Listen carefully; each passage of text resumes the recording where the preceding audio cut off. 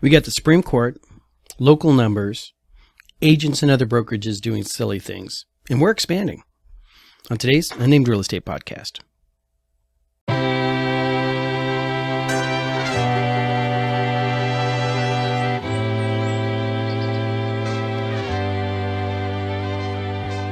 Hi there.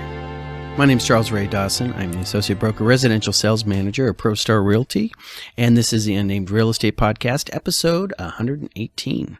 So, I always do that pause right there at that point because I don't actually plan what I'm going to say. I just turn the light on and start talking. So, it's May the 4th, and no Star Wars puns or anything like that. I actually detest this day and the fake Star Wars fans who start coming up out of nowhere. So, and Star Wars being as Star Wars is and the way the geekdom is going, I'm afraid to say anything about it because I don't want to pick a side in that particular little debate because I'm much more this side of the house, to be honest with you.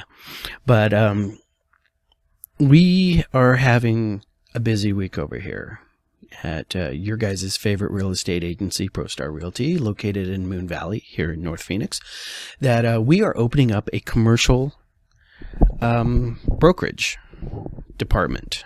Right? We've always been able to do commercial transactions. And when I say a commercial transaction, I mean like shopping malls or, restaurant locations, barber shops, all right, raw land, all that kind of stuff. All right. We used to do that a lot more in the past.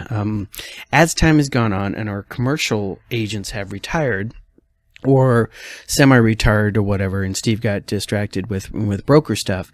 We haven't been doing it as much as we have before, but we have gotten in contact with one of an agent who used to be with us 2 iterations ago, and she came in last week. Me and Steve sat down and talked with her, and we are going to form our commercial division around her.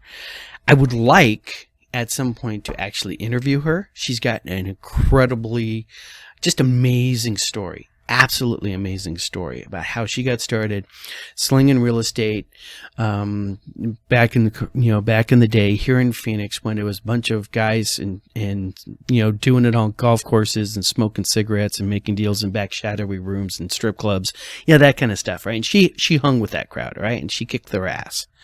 And just to put you all on notice, she's back. All right. So she's coming in about an hour or so, which is why I wanted to get this out of the way. But a commercial transaction is different than a residential transaction. I would not attempt a commercial transaction. If something like that came in, for me, it's like I know what I don't know, and I don't know a lot. So that's one of those things I instantly kick that over to one of our commercial guys like Steve or Jeff Jennings, who handles leasing. And I've done so before in the past, and it's been good for those clients who came over and asked for those services, and everybody comes out happy. But now we have the ability to really start reaching out into that space, and I'm excited. I'm delighted. I'm all fired up about the whole thing.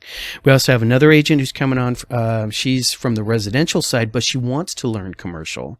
She wants to transition to commercial, and her current brokerage won't let her do that because and that's a brokerage is you have the ability to do a lot of things, but you shouldn't. All right. If your brokerage does not have a property management function, really set up to do that, even though you can legally, you shouldn't. All right. You don't know what you don't know. If you don't know commercial, you don't let your little residential brokerage do commercial. If you're a commercial space, you shouldn't be doing residential. Right. There is a bit of specialization and everything that goes on in these things. And so if you out there in the world and, have a need for, somebody to manage your property, all right, you can call us. Right. But if you're in Salt Lake and you need somebody to manage your property, one, you can't call us because we're not in Utah. But, you just can't call your Keller Williams agent that helped you find your house or anything like that and ask them to manage it. That might not be the best solution. So that being said, we're expanding over here. This is a lot of potential. And like I said, she's got an incredible story, incredible narrative. She loves to train and mentor. I'm really excited about how this is going. So that's a little inside gossip of what we got going on over here. In the broader world and stuff like that, hey, banks are failing. Keep a track of those things because certain people are getting a little weirded out about that. People that I track. We just had our second largest bank failure earlier this week. Can't remember the name. I want to say it was First Republic. We're not a banking blog, so let's not go too great detail into it. But this morning was filled with doom and gloom as how far is this contagion going to spread? This could affect credit. All right, and affecting credit means less money for borrowers to borrow to buy houses. It means higher interest rates because the people who have money to loan out are going to demand a higher price for that. All right, this is it's not a bubble. All right, but if you wanted to see another downturn, just like our last little hiccup that we did, that correction that we just worked our way out of, all right, was caused by that spike of interest rates, right, because the Fed raising interest rates to try to hold off inflation. Well, these banks are starting to fail because their business model does not work at the higher Fed rates. That is an hour-long conversation with economists that I just distilled down into about 5 seconds, right? So that's a very broad statement. So looking at these continuation on, where are we at? Interest rates are still going down from the lending side if you want to purchase, all right? Just a quick check of knock this morning because they send it out Wednesday night. They're currently offering 5.875 with 1 point buy down. And asterisk, Ray's not a lender. Okay, this is just what they sent me on the email. All right. And very specific loan terms and stuff like that, right? But, okay, they're actually, declaring, okay, we got them in the fives now. We've always said that might be the kickoff to see real numbers move. And you know what? Guys, the buyers are back. All right. I was out this weekend looking at houses. We're stepping over each other, getting into houses and getting out of houses. Had a listing last week. Multiple offers came in on that listing. Now, you could say that because of the location and the price point, but still, before the weekend, we were locked up on that sucker Friday night, and we listed it Thursday morning. We had people, coming in at 9 o'clock Thursday morning. We had people asking if they could see it Wednesday night. All right. So, we had multiple offers going in. We had a really quick little chat with us and two of the other buyers. And, picked our favorite. All right. That weekend, we go out and we're looking and stuff, and it's like stepping over each other. We found a place. We wrote an offer on it. Wound up having a great conversation Sunday morning with the listing agent and her client about the property and stuff like that. They did eventually wind up going with another offer that was willing to do an appraisal contingency on that offer that we were not willing to do on that particular piece of property. So, and then I'm talking to an agent last night, and we're swapping stories, and I said appraisal contingency. She's like, "Oh, I haven't heard that story in the world. What are you doing, with offers, that comes in?" I'm like, "Hey, that's the market right now." She did not realize that we're in a seller's market because her broker is not informing their troops. This is what the market is. This is how you need to tack in the wind, right? Just the sales. Wind's blowing on this side, right? And that's it's just interesting. It's just one of those little anecdotal evidences that I see out there about how some of these brokerages just are not delivering the goods to their agents. And that ties into this story that my wife sent me. All right. Let's take a look at this. Okay. She sent this to me yesterday. It's a Yahoo Finance article. I'll include the link in the show notes below.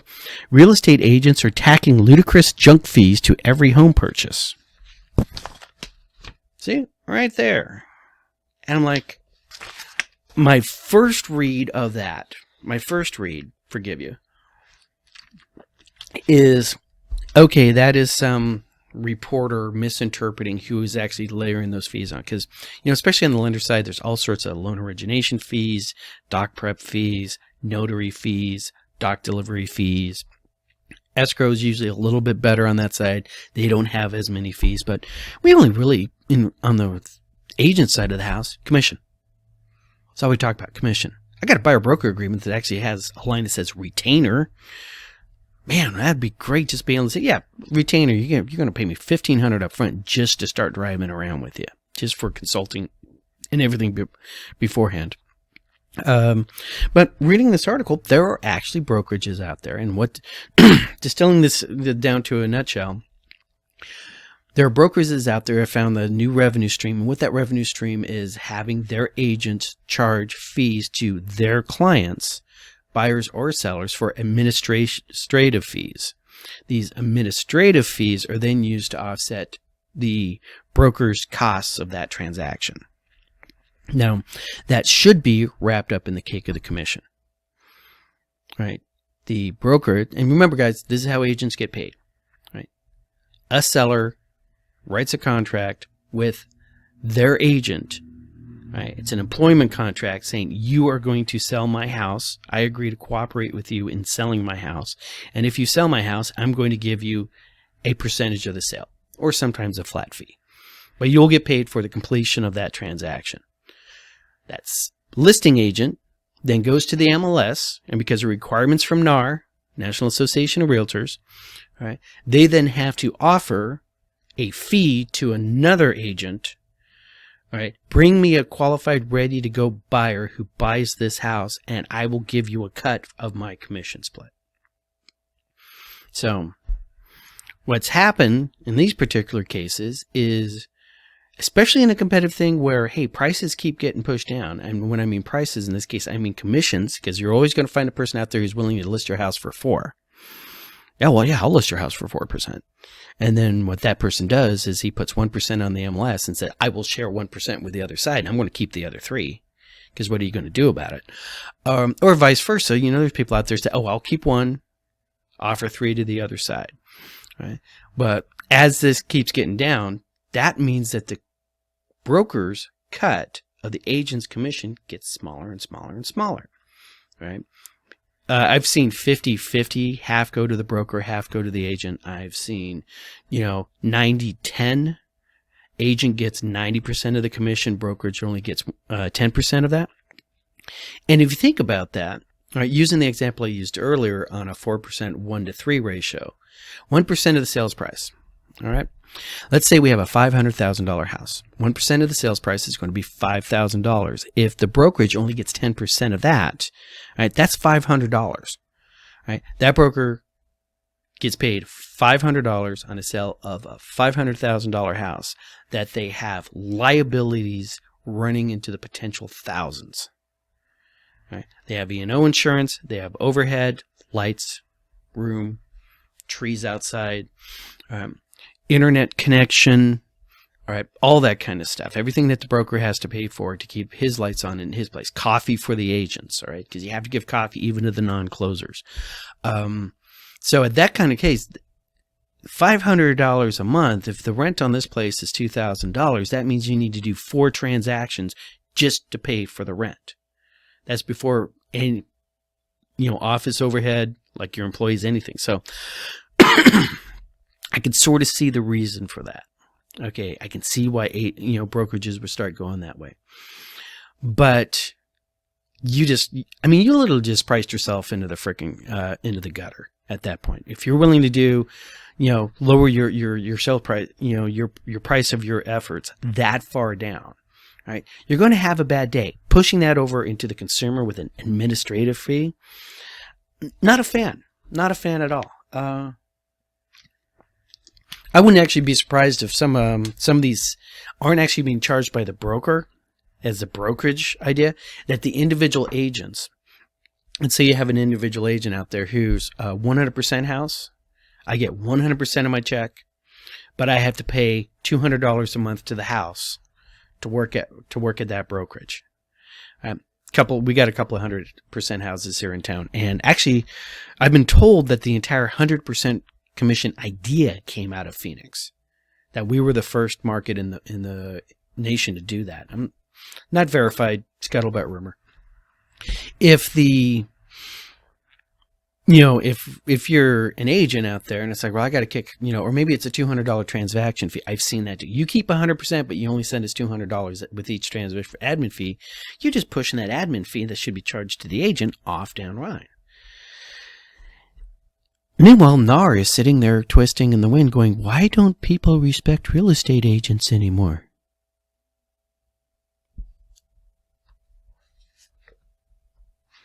Now, just to read you a quote on this thing, because NAR did respond to the reporter, journalist writing this article, and I read it.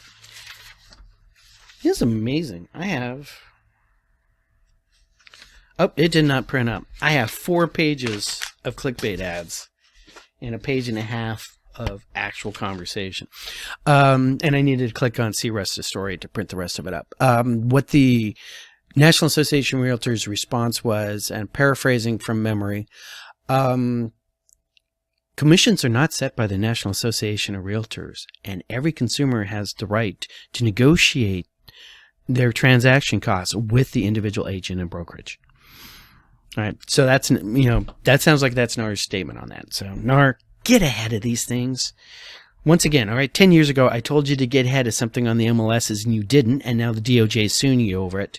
So, hey, if anybody knows anybody in the National Association of Realtors who share this YouTube channel with them. They really need to start hearing what I'm saying. So that's on that, and that's on them. So what else we got going on? Let's just hit the numbers real quick. We're just doing this whole thing on the fly today. Remember how I was talking about the numbers and talking about that agent, and they say did not realize that we had gone into a seller's market. All right, this is numbers for May 3rd, 2023. Happy birthday, Christy Dawson, my sister of some odd years now. Actives this week are 12,101, down 385 from last week. Our new listings were 1911, up 30. 1911, great number. If you know, you know. Contracts were 2,839, down 11. Closings were 2,393. Coming soon to an MLS near you are 635. And now going to our Cromford report numbers. Supply is down to 56.1 of a normal of 100. Demand is down to 83.3, which is still below 100, but that is still trending up, leaving us with a new Cromford report for the Valley of 148.5. Definitely seller's market, guys. And going over here, we can look at individual major cities. All right, Chandler leading the pack right now at 239.8, up 6% from last month. All right. Our biggest growth right now is Paradise Valley, jumped up 35% from last month, going from 110.8. All right, to 149.3. Not sure what happened in Paradise Valley, but it is kicking off over there. Tempe is also on the leaderboard for going up. All right, they went up 27%. They're at 168.4. Our bottom of the pack still showing green across the board. All right, but Queen Creek is now in a balanced market. Maricopa is at 86.4, still technically in a buyer's market, but I don't think you're going to be seeing that a month from now. And Buckeye might still be there. They are at 77.1, although they have gone up 15%. They are slowly working their climb up. Yeah, a month from now, the way things are going, they might too be in a seller's market. And for Phoenix proper and everything like that, we're at 195.1. We're up 10%, and that seems to be the average. Our slowest growth area has been Surprise, right? But they are definitely have transitioned, into a seller's market. So seller's market across the board, interest rates lowering, more buyers coming online. Case against Schillers from last week's episode. This is what happens when I hit the scroll button when I'm doing these things.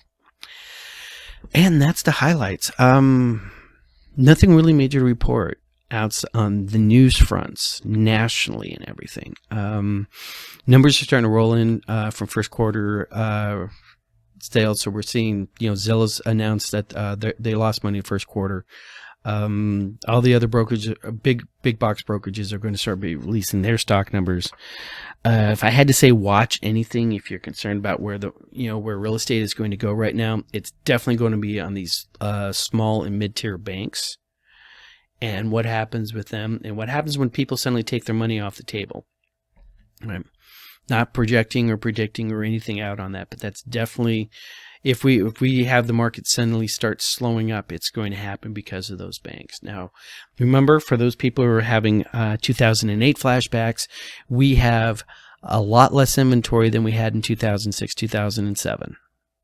All right. We still don't have the kind of demand that we were looking at back in those days. We don't have the big empty houses that we had before. There is no shadow inventory. All right, for you guys, gargling the YouTube investment channel Kool-Aid, all right, there is no shadow inventory out there. In fact, hold on for just a second. Let me look something up. Yeah. Last month, there was a total of 25 foreclosures happened in Maricopa County. REOs, it's real estate owned by banks, is only 169. That is well below anything we've ever seen. During the crash, we were looking at an average foreclosure rate back in 2016, 2017, after we had recovered out in the 200s. It's one of the things about when you are in a seller's market is if you get in trouble and you're looking at foreclosure, you just sell the house before the bank takes it.